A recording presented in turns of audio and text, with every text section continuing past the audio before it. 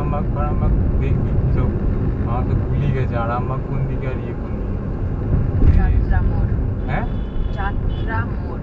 এটা তো না, আরামবাগ থেকে বাঁ দিকে যেতে হবে। সেটাই।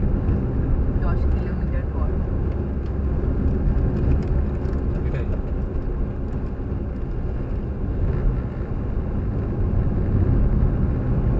ওটা খেয়াল রাখবি বাঁ দিকে যদি যাও, ছোট করে থাকলে না দেখতে সুবিধা হয়, বড় করে থাকলে অসুবিধা হয়। শুধু একটা জায়গায় দেখছিস বড়, ঘুরে ঘাড়ে গেলে আর বুঝতে পারা যায় না।